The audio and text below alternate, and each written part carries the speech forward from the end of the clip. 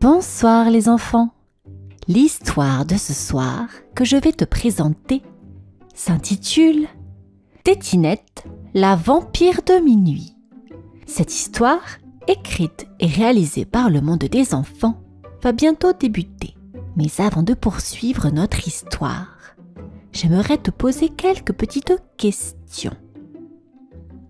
T'es-tu brossé les dents? As-tu enfilé ton pyjama? As-tu fait un gros câlin à tes parents? Bien. Donc à présent, je t'invite à t'installer dans ton lit en serrant fort ton doudou et en fermant tes petits yeux, te laissant guider par le son de ma voix. Lila a 5 ans. Elle court vite, rit fort, grimpe partout, mais elle a encore sa tétine. Une tétine rose fluo, mâchouillée, écrabouillée, toute tordue. Elle l'adore.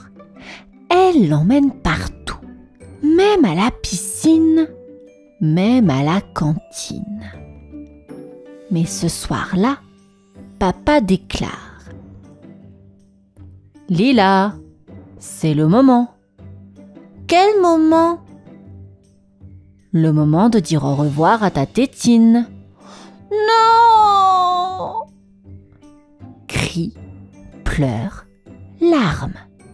Tétine serrée contre son cœur. Mais rien n'y fait. Papa dépose la tétine dans une boîte à musique. Il referme, il souffle. C'est fini, ma grande. La nuit tombe, Lila dort.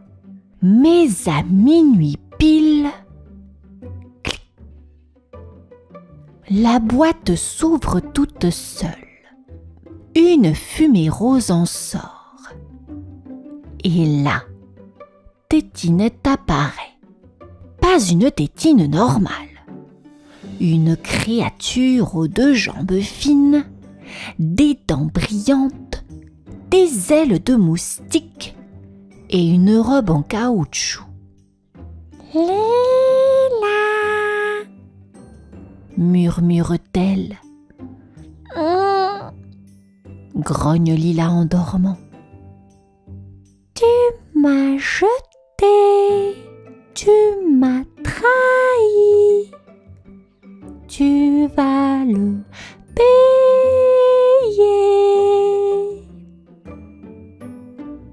Tétinette vole au-dessus du lit, ouvre grand la bouche et montre 2 canines de vampire.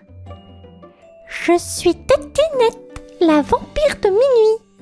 Je suce les souvenirs, je grignote les rêves, je mâchouille les câlins. Lila ouvre un œil, puis 2. Elle voit la créature. Tétine, tu aurais dû me garder, Lila. Maintenant, tu m'appartiens. Elle plonge droit sur sa bouche. Lila grimpe les escaliers à toute vitesse. Tétinette la suit à travers les murs. Les tétines rampent sous les portes, collent au mur, grognent comme des ventouses affamées. Tu peux courir, Lila, mais tu finiras par mordiller. Lila pousse la porte du grenier. Elle claque la serrure. Les tétines tambourinent dehors. Silence. Poussière. Vieille valise. Une odeur de souvenirs sucrés. Lila avance à pas de souris. Soudain, une lumière douce s'allume toute seule. Au centre du grenier, une petite boîte en verre, posée sur un coussin en coton. Et dedans, une tétine dorée. Toute simple, belle, intacte. Un mot est posé à côté. Pour l'enfant qui n'a plus besoin de tétine, mais s'en souviendra toujours. « C'est quoi ça ?» murmure Lila. La tétine dorée s'illumine. Un hologramme apparaît. Une vieille dame, douce, qui ressemble étrangement à mamie, mais en plus floue. « Bonjour, petit ou grande. Tu es venue ici parce que tu es prête. Prête à choisir. Soit tu la gardes et tu oublies tout, soit tu la laisses et tu deviens libre. » Lila touche la boîte. La tétine s'éteint. Un murmure se glisse dans sa tête. Le vrai courage, c'est de garder le souvenir sans garder l'objet. Tétinette explose la porte. « Trouvé !»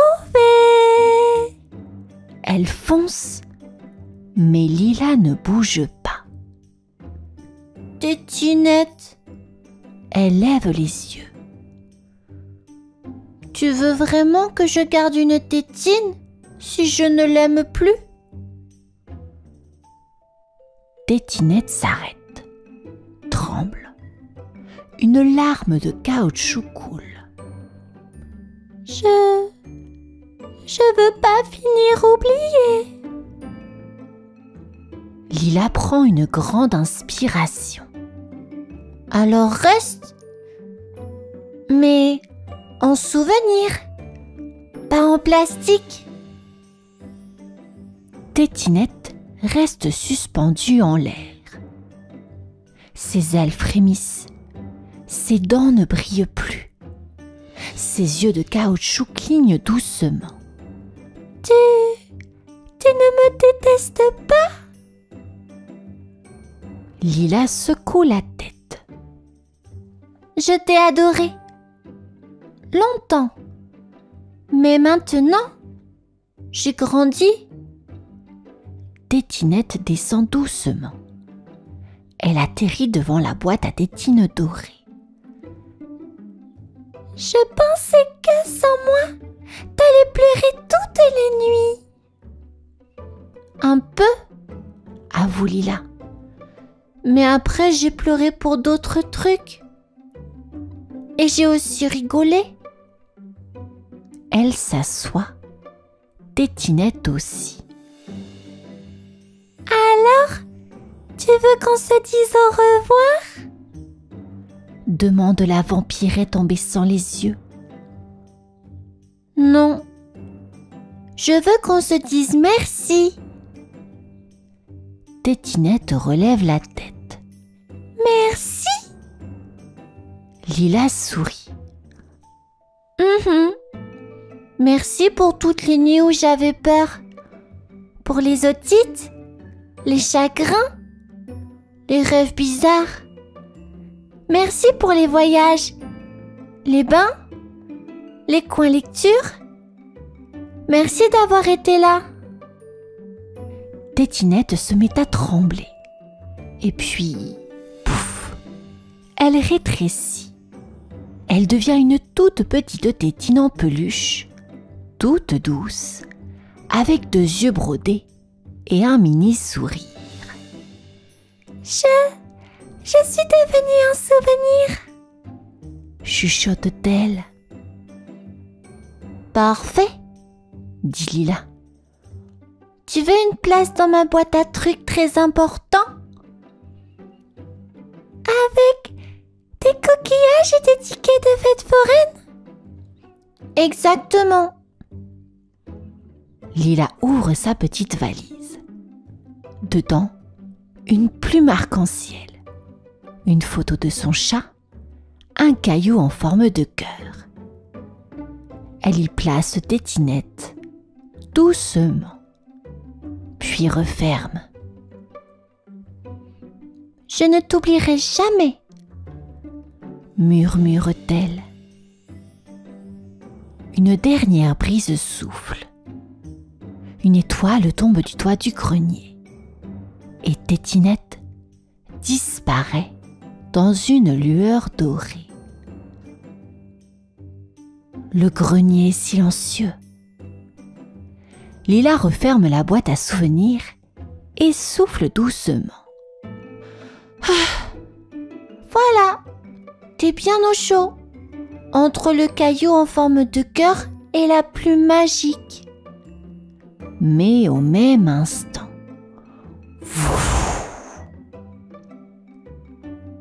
les tétines maudites surgissent une dernière fois. Une vraie armée glissante, grinçante, baveuse. Et en tête, une énorme tétine canon montée sur roue. « Traîtreuse !» hurle le chef, une sucette croquée en travers de la bouche. « Notre reine a disparu! Tu dois être punie par la chambre à bave !» Lila se lève. Elle lève la boîte. « Stop !» Elle a choisi de partir, de devenir un souvenir. Et moi, j'ai choisi de grandir. Les tétines se figent. Le silence se fait. Une petite tétine verte lève un bras. Tu veux dire qu'on peut plus être plus que des objets mâchouillés? Oui, dit Lila. Vous êtes les gardiens des débuts. Et maintenant, vous avez une place. Elle ouvre la fenêtre du grenier. Une brise douce entre. Et un à un, les doudous de bouche s'envolent comme des bulles de savon. Libres, légers, colorés. La grosse tétine canon laisse tomber une larme de gelée. « J'ai jamais su voler !» Lila la pousse gentiment. « Essaie, juste pour voir !» Et elle s'envole, elle aussi. Une à une, les tétines disparaissent dans le ciel étoilé. Lila reste seule dans le grenier. Elle regarde les étoiles. « Tétinette, tu voles bien ?» Une brise lui répond, douce, sucrée, rassurante. Le soleil se lève. Lila ouvre les yeux. Elle est dans son lit, son vrai lit. Pas de tétine volante, pas de vampire caoutchouc, pas de grenier magique. Mais sur sa table de nuit, une boîte. Sa boîte à souvenirs. Elle l'ouvre. Dedans, tout est bien rangé. La plume arc-en-ciel, le caillou en forme de cœur, le vieux ticket de manège et, tout au fond, une mini tétine en peluche avec un sourire brodé. Lila sourit. « Tu dors, tétinette ?» Silence. Mais elle sent comme un tout petit « oui » au fond de son ventre. Elle descend prendre le petit déjeuner. Papa est là, en train de tartiner des biscottes. « Bien dormi, ma princesse ?» « Oui. » Il hésite. « Tu veux ta tétine ?» Lila le regarde, puis, malicieuse. « Non. Mais je peux avoir un biscuit en forme de licorne ?»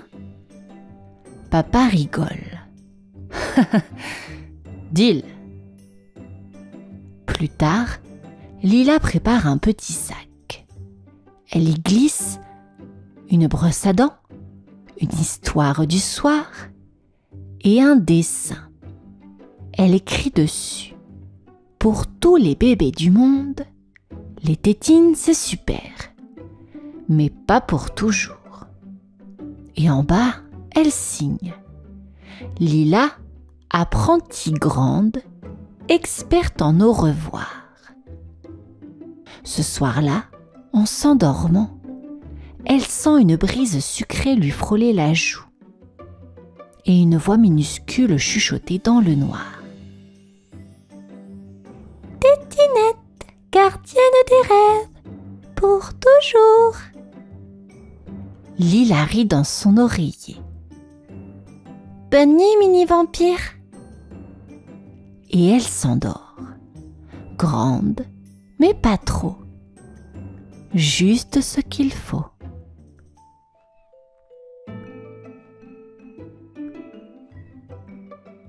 L'histoire est à présent terminée, les enfants. J'espère qu'elle t'a plu. Je te dis à bientôt et te souhaite une bonne nuit. Sans ta tétine.